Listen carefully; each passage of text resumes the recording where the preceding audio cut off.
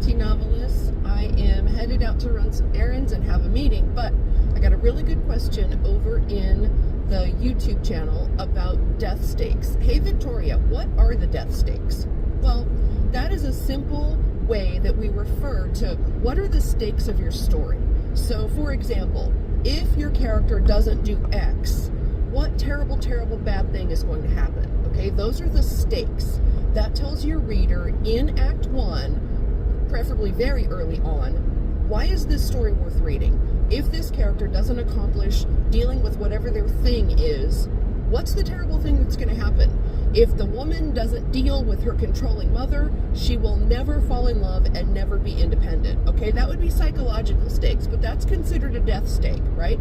It's a negative thing that happens as a result of what your character should or should not be able to accomplish.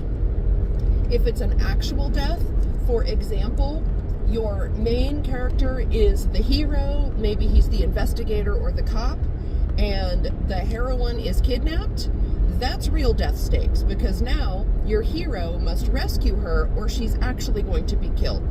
So what are some other kinds of death stakes? Well, you could have a professional death.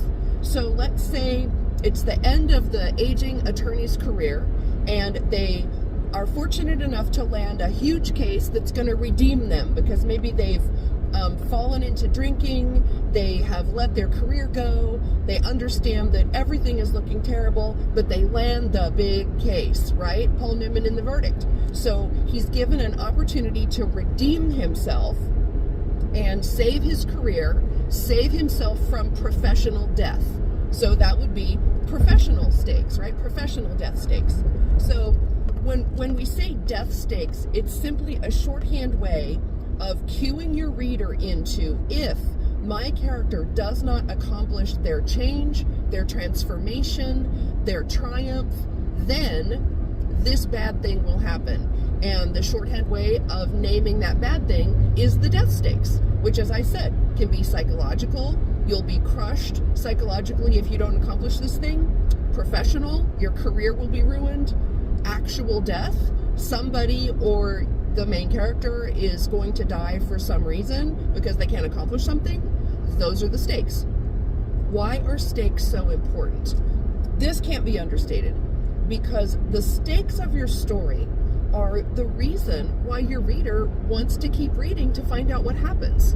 If a story is just a series of scenes that aren't necessarily connected with a through line, with a plot line, there's no reason to keep reading unless, you're reading avant-garde or postmodern fiction, and that's a whole nother thing. We're talking about straight genre, plot-driven fiction, but character-driven as well. They go hand in hand, but that's another video.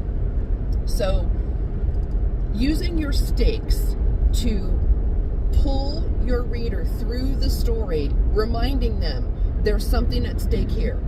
There's something bad that's going to happen if your character doesn't hit that midpoint, look at themselves in the mirror, as James Scott Bell says, make that internal change, make that transformation, step into the warrior role from the victim role, seize the sword, and accomplish the win or accomplish the transformation.